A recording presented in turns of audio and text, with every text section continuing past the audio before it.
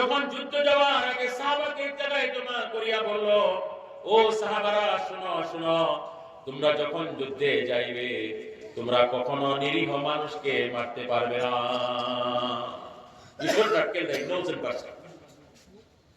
তোমরা কখনো বৃদ্ধ বৃদ্ধাকে আঘাত করতে পারবে না। তোমরা যুদ্ধে গিয়া কখনো তোমরা বাচ্চা মানুষকে হামলা করতে পারবে না, কারো ঘর বাড়ি জ্বালাইয়া দিতে পারবে না, তোমরা গাছ বৃক্ষ কাটতে পারবে না, কারো খেতিবাতি নষ্ট করতে পারবে না। একমাত্র তোমার তলোয়ার দিয়া ওই ব্যক্তির উপরে হামলা করবে যেই ব্যক্তি তোমাকে মারতে আসিয়াছে, তুই জায়েজ হইতে পারে না। ও দুনিয়ার মানুষ, তোমরা সিভিলাইজেশন বলিয়া, তোমরা বিশ্ব শান্তি বলিয়া তোমরা বলো, আমি বলি আল্লাহর নবীর জীবন দেখো, নবীর জীবনের তুমি ওয়ার দেখো।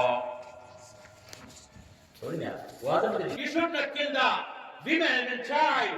You should not kill the any worldly peoples. You should not destroy the agriculture. You should not cut the plant. Check out, this is the law of Islam. This is called Islam.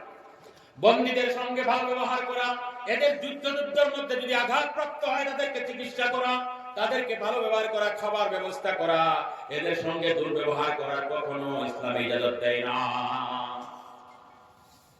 আমার নবী বলেন, ও মুসলমান, তুমি যদি মুসলমান হইতে চাও তাহলে তোমার বাড়িতে যদি একটা বিড়াল থাকে, ওই বিড়ালের খাবার দায়িত্ব তোমার উপরে। তোমার ঘরে যদি কুকুর থাকে, কুকুরের খাবার দায়িত্ব তোমার উপরে। তোমার ঘরের মধ্যে যদি তুমি গরু মহিষ পালো, এর উপরে অতটুকু বোঝা দিও না যে বোঝা সে বরদাস্ত করতে পারে না। কাল কিয়ামতের ময়দানে সেটারও হিসাব তোমার থেকে নেওয়া হবে। যেই নবী কুকুর ছাগল বিড়াল জীবজন্তুর হক বলতে চায়, সেই নবী কি মানবতার হক চিনে না? সেই ইসলামে কি মানবতার হক বুঝতে পারে না? পৃথিবীর কোন ধর্ম, কোন দিনে এমন সুন্দর জীবন কোন দিনের মধ্যে নাই।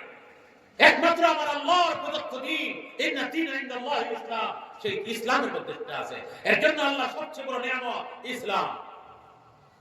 আমরা বলি আল্লাহুম্মা লাকাল হামদু বিল ইসলাম। এই শুকরিয়া কেমনে আদায় করব? ইসলামের শুকরিয়া কেমনে আদায় করব?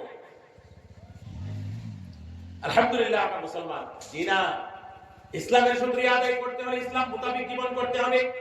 এখন টাকা আসছে সম্মুখে, এই টাকাটা যদি হারাম রাস্তায় আসতেছে, ইসলামে কই হারাম টাকা নিবে না, তখন ভাবটা ঘুরাইয়া ফেলবে, যত কোটি টাকাই হোক না কেন হারাম টাকা আমার লাগে না। ইসলামে কয় না হারাম লাগে। ইসরায়েলের 1773 যেগুলি রেজলিউশন ছিল রকফেলার ফাউন্ডেশনের, এখন আমাদের সমাজের মধ্যে আছে। মুসলমানকে সুদখোর বানাই দেওয়া, তো পুরুষরা সবাই সুদ খায় না, তো মহিলাদেরকে সবাই খাওয়ায়। এখন মহিলারা শতকরা 99টা মহিলা সুদ খায়, সুদ দেয়। কোথায় বলতো? আত্মসহায়ক গোষ্ঠ।